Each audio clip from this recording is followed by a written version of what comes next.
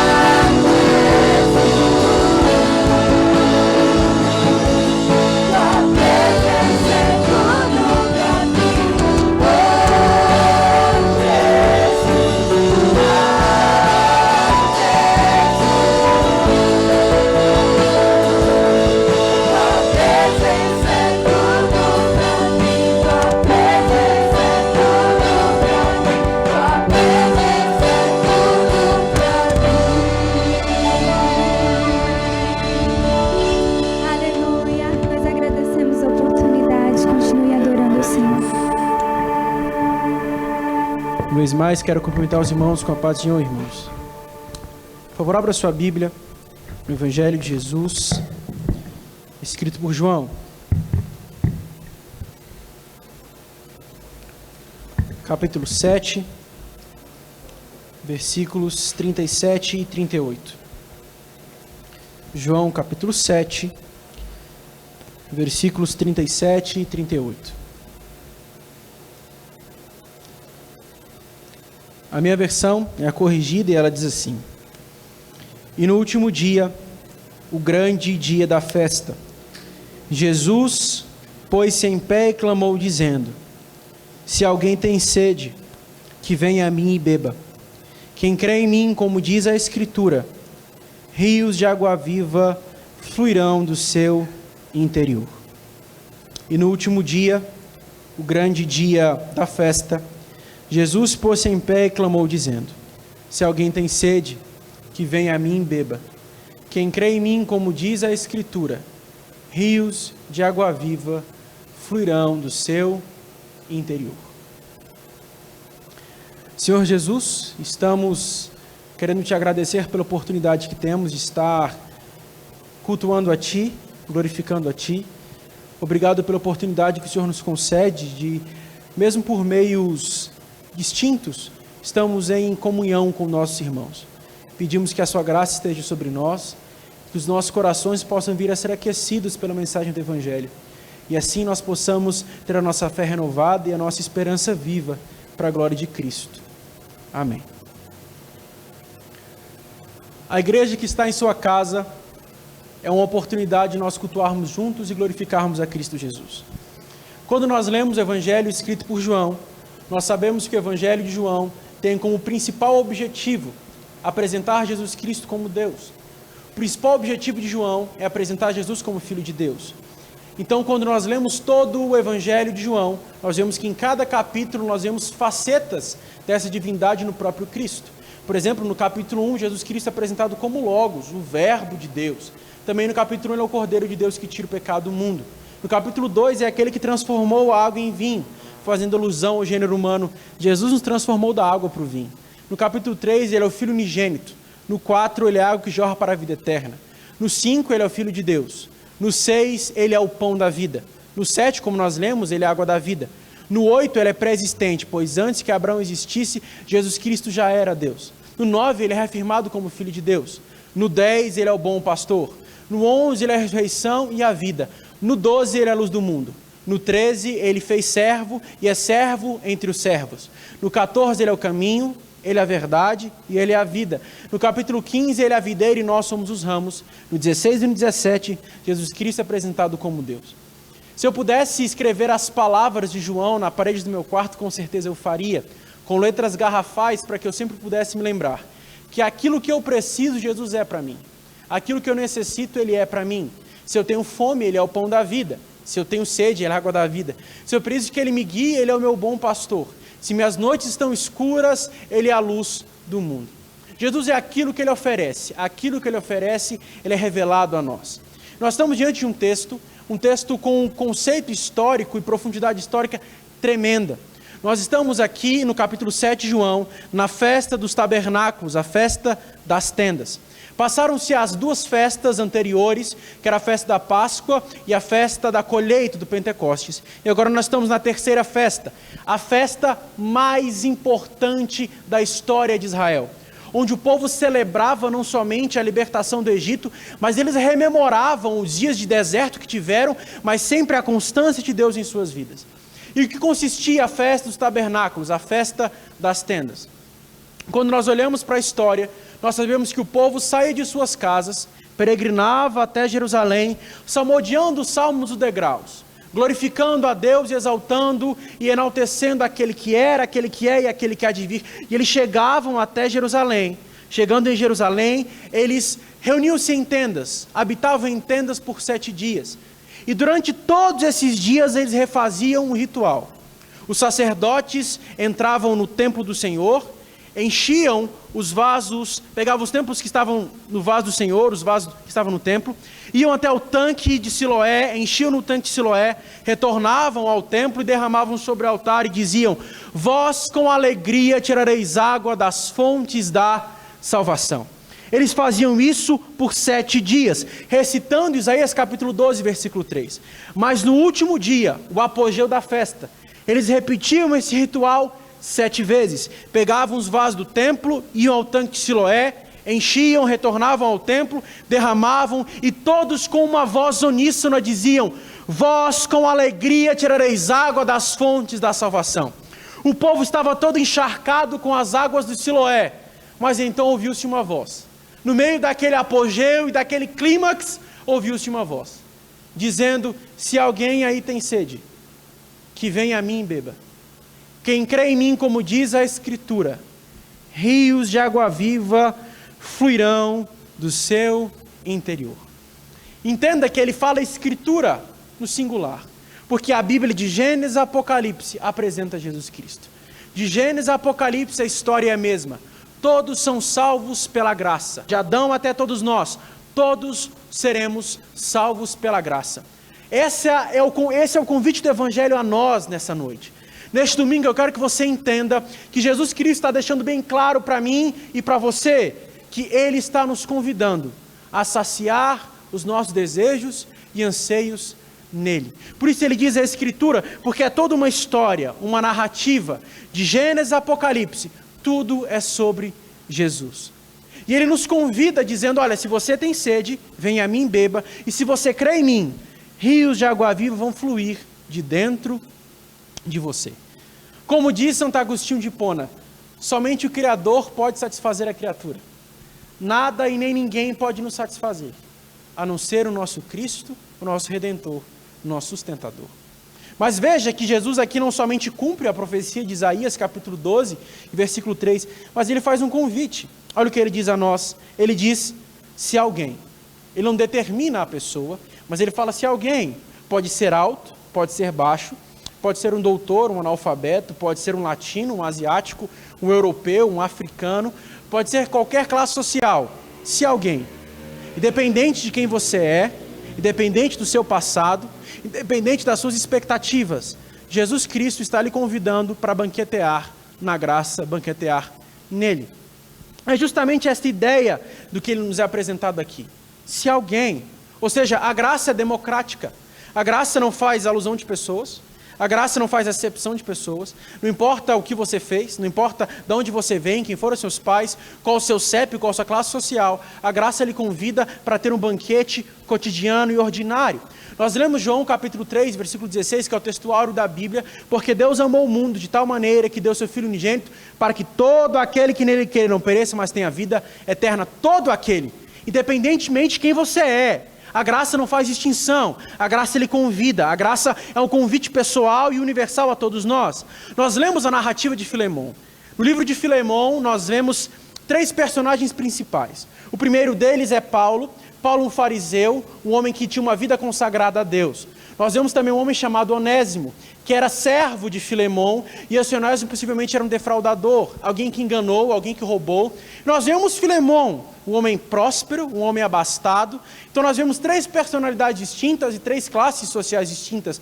Nós vemos um homem religioso, um fariseu que era Paulo. Nós vemos um homem com uma vida depravada e em estado de necessidade quase, pois ele era um escravo, que o seu nome é Onésimo. E nós vemos Filemon, um empresário, um homem possivelmente rico e que tinha grandes posses em sua mão. É exatamente isso que o Evangelho é. O Evangelho vem para o religioso, o Evangelho vem para o pobre, o Evangelho vem para o rico, o Evangelho vem para todos nós, a graça para todos nós. Por isso em Apocalipse capítulo 5 nós vemos que o Cordeiro é louvado pelo que ele faz. O Cordeiro é louvado porque ele comprou para si povos de toda tribo, língua e nação, todos, independentemente de quem você seja, a graça lhe convida a ter um banquete e um encontro pessoal com ela nessa noite. Eu lembro que eu fiz uma pergunta uma vez na escola dominical, perguntei o seguinte: quando você chegar no céu, o que você vai dizer para Deus? Jesus vai perguntar para você: olha, o que você fez para você estar aqui? E eu recebi algumas respostas engraçadas. Eles me falaram: eu nunca roubei, Outros falaram, sempre fui um bom filho, tirei notas boas. E todos falaram do que faziam. Até que uma menina, a mais nova da classe, virou e falou o seguinte, eu vou olhar para Jesus e vou falar, eu não fiz nada para estar aqui. E é exatamente isso que o Evangelho é. Um abandono da nossa autojustificação, um abandono do nosso eu, um abandono das nossas possibilidades, entregando tudo nas mãos do nosso Salvador. Esse é o que o Evangelho é. O Evangelho é um convite universal para que você deixe de fazer as coisas e confie no que Cristo fez. É a mudança, é a dinâmica do Evangelho justamente essa. Não é o que eu faço, ou não é o que eu estou fazendo, ou não é o que eu vou fazer. Mas é o que Jesus Cristo fez. Um ato único e necessário para salvar toda a criação e todo o povo. Entenda que esse chamado à redenção não é somente um chamado para você ser salvo, mas é um chamado para que toda a criação volte ao status original. Essa é a redenção. A redenção é para mim, a redenção é para você, a redenção é para todo o cosmos, a redenção é para toda a criação. E nós vemos, se alguém tem sede, precisamos reconhecer que somos sedentos. Precisamos reconhecer que temos sede de Deus. Precisamos reconhecer que temos sede deste Cristo. Necessitamos reconhecer o mal que há em nós. Necessitamos reconhecer o abismo que está dentro de nós, como diz um escritor russo, há um abismo dentro de nós que somente Deus pode preencher. Precisamos reconhecer o mal que habita em nós. Como disse C.S. Lewis, nenhum homem percebe o quão mal ele é até ele tentar fazer o bem. Nós não percebemos o quão pecadores nós somos até olharmos para a santidade, para a majestade e para a soberania de Deus.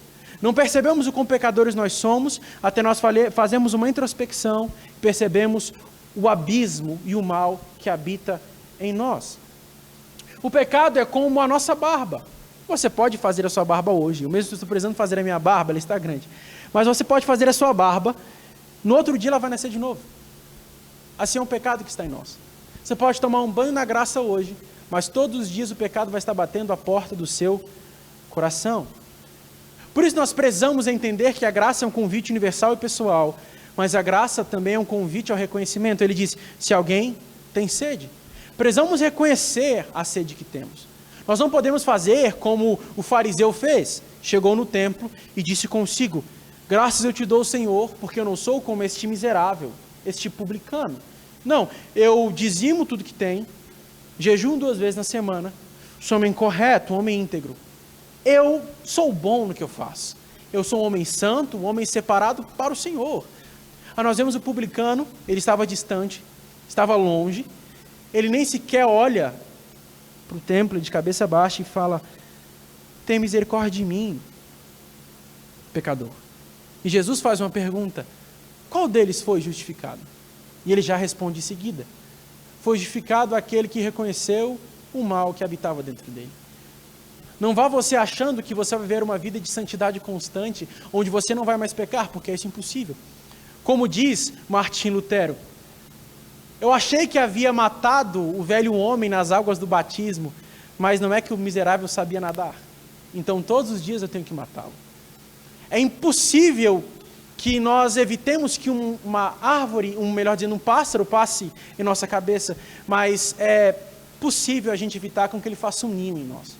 É impossível a gente evitar de ter pensamentos ruins e pecadores e pecaminosos, mas nós podemos rejeitar que o mal tenha morada constante em nossos corações.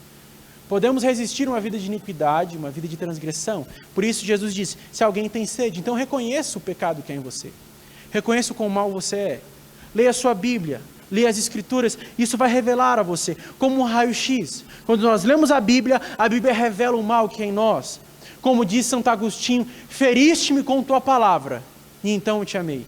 Somos feridos por este Evangelho, corações de pedra que estavam em nós. Quando a graça vem, ela vem quebrando tudo, e hoje nós temos corações de carne e vivemos para a glória de Deus. Se alguém tem sede, ou seja, a graça é um convite universal, pessoal, mas também a graça é um convite ao reconhecimento. E Jesus prossegue dizendo, venha a mim. A graça é um convite à transformação. A graça é de graça, mas seguir a Jesus Cristo vai te custar absolutamente tudo. Como diz Dietrich Bonhoeffer, a graça é cara. A graça vai custar arrependimento, a graça vai custar santificação, a graça é de graça, mas para você viver na graça vai te custar absolutamente tudo. Por isso o que Jesus está dizendo a nós é um convite à transformação. Ele diz, venham a mim, ou seja, abandone o status que você tem. Abandone os seus pecados de estimação, abandone a sua vida, a vida que você está levando e comece a viver para mim. Quando nós entendemos um pouco de bibliologia, nós sabemos que esse é um dos principais critérios para a validação da canonicidade de um livro. É a possibilidade dinâmica de transformação.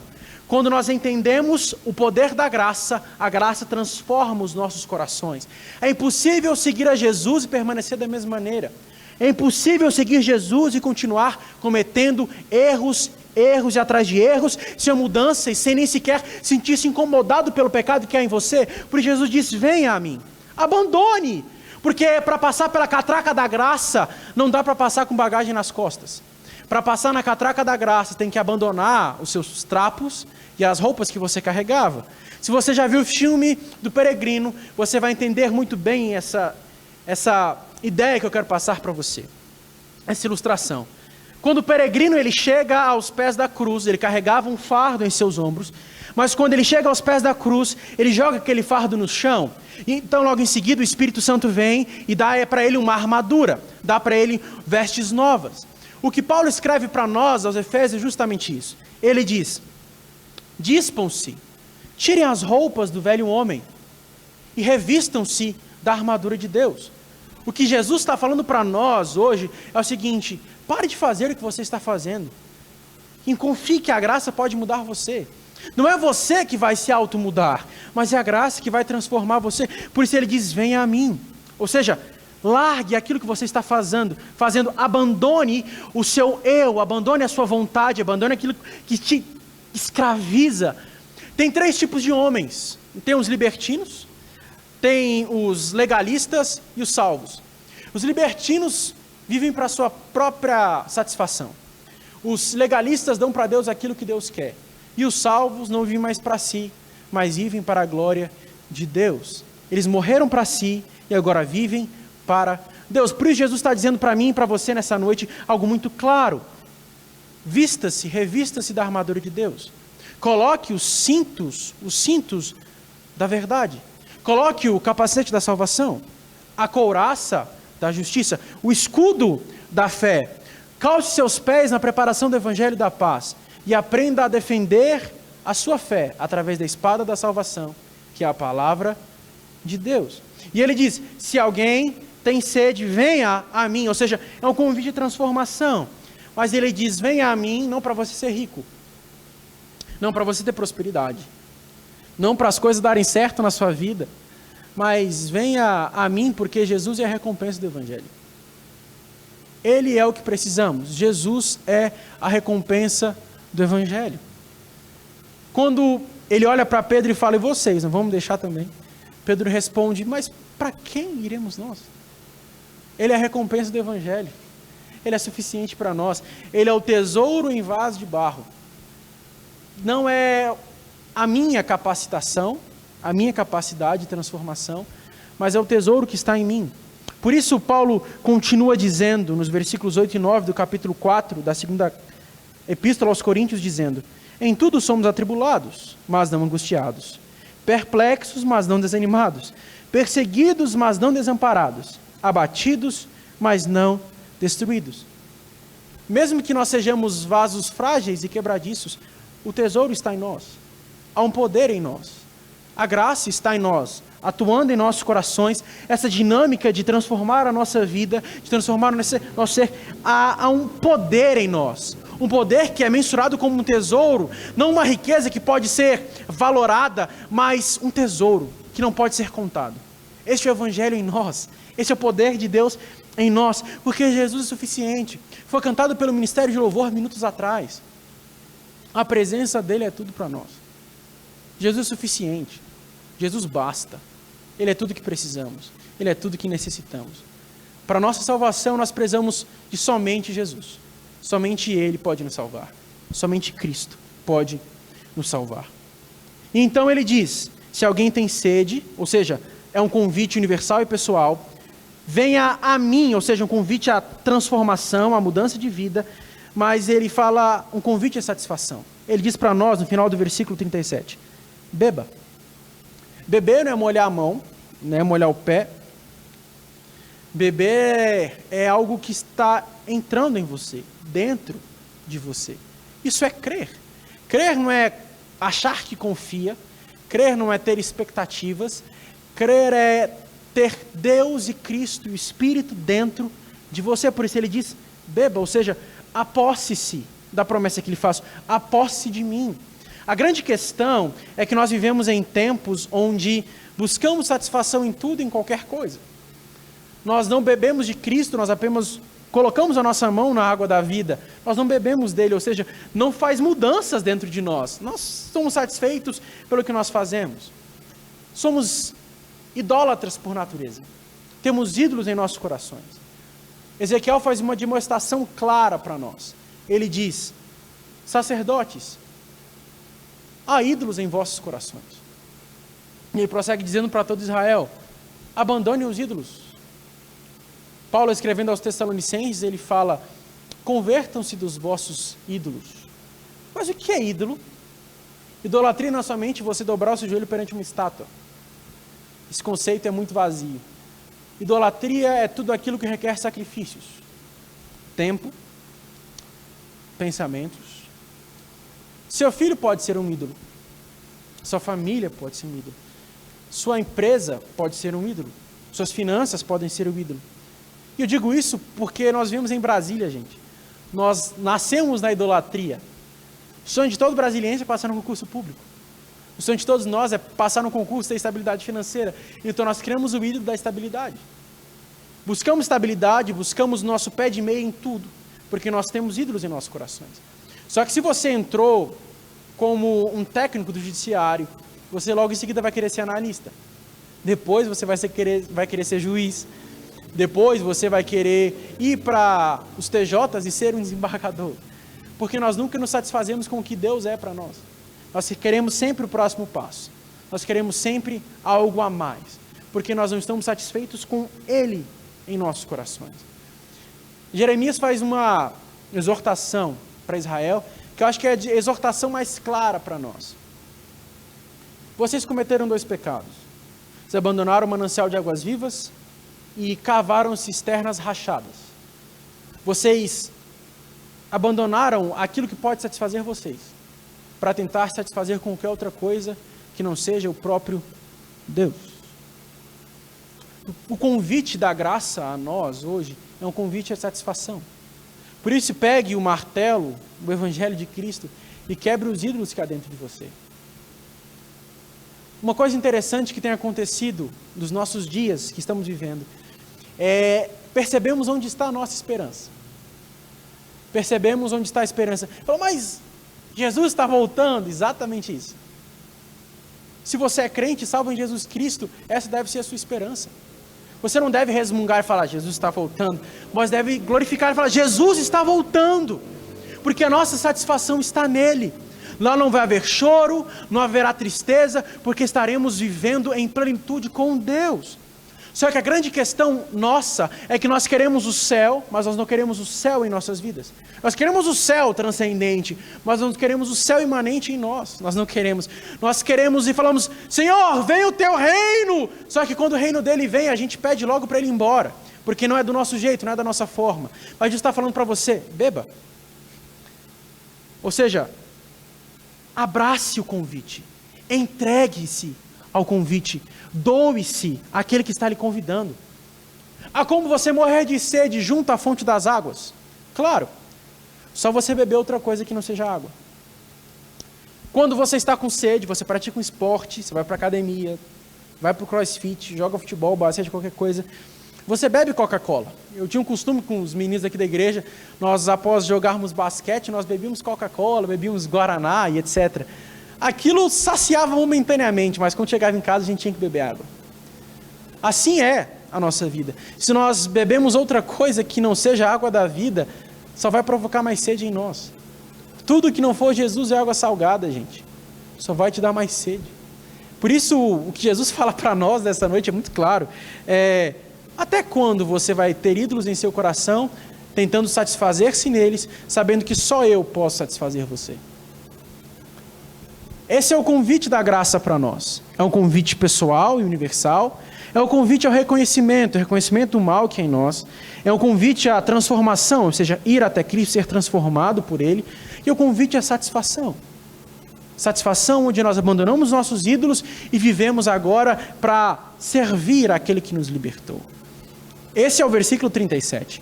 Mas agora nós entramos no versículo 38, que fala: quem crê em mim, como diz a Escritura, rios de água viva fluirão do seu interior.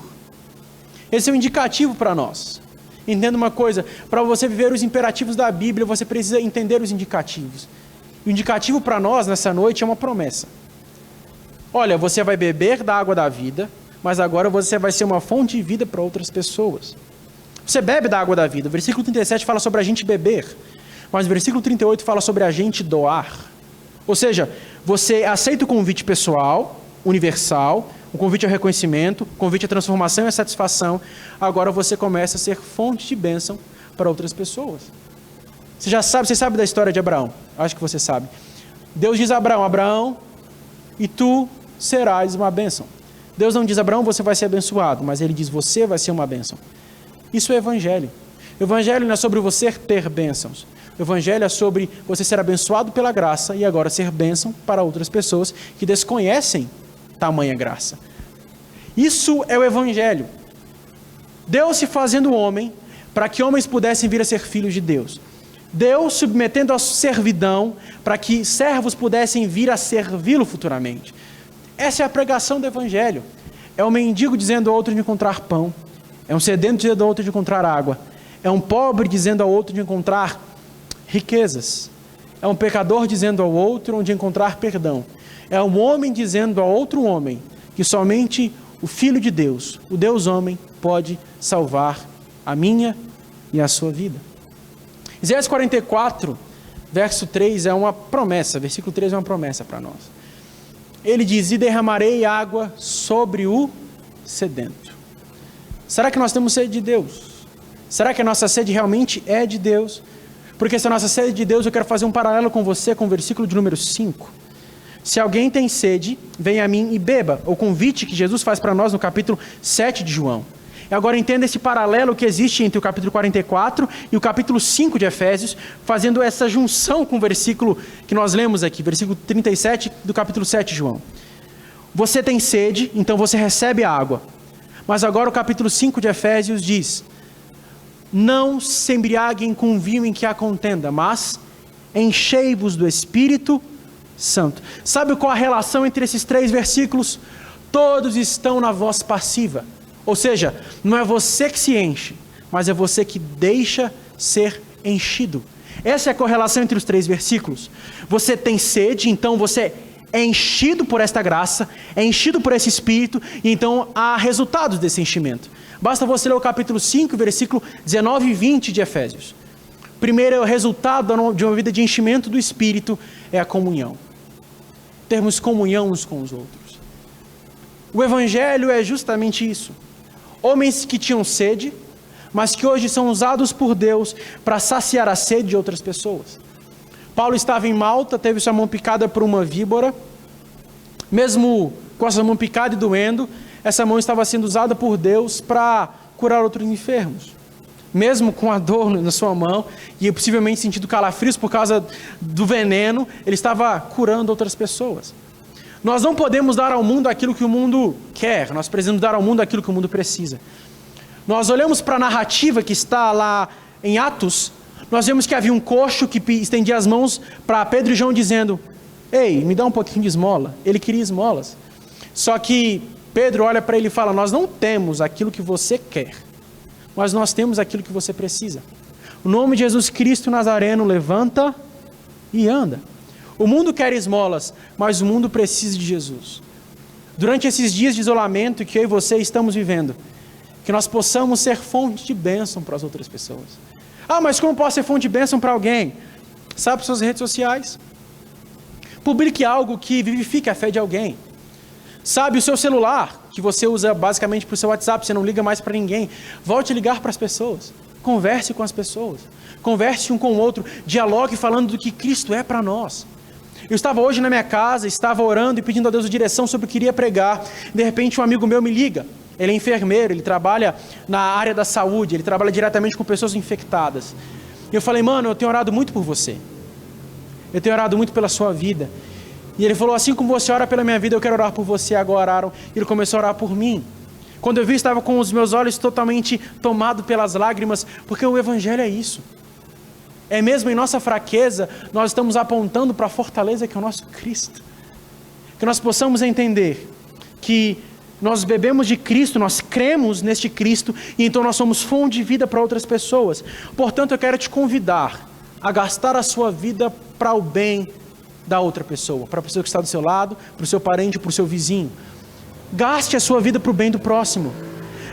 Gaste a sua vida para a glória de Deus. Viva para Deus e entregue-se para o seu próximo. Viva uma vida de relação vertical com Deus, para que então a horizontalidade deste relacionamento possa vir a ser difundida através do amor, através da entrega de uns pelos outros. Que nós possamos aprender o que Deus tem falado conosco. Um convite que é pessoal, universal, nos convidando a reconhecer o pecado que é em nós. Um convite que nos chama a uma vida de transformação e de satisfação em Deus. Mas agora uma promessa, que mesmo a gente tendo sede, nós podemos ser fonte de vida para outras pessoas.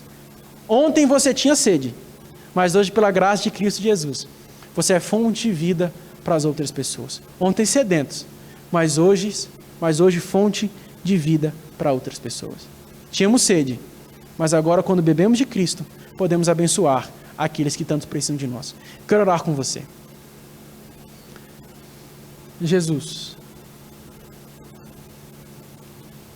contigo as noites frias ficam calorosas. Contigo as noites escuras são iluminadas pela tua presença em nós. Contigo o amanhã amanhece. Contigo a hora crepuscular tem se tornado cada vez mais vívida, porque nós sabemos que mesmo que esteja escurecendo ao nosso redor, temos um poder em nós que pode iluminar a vida de outras pessoas.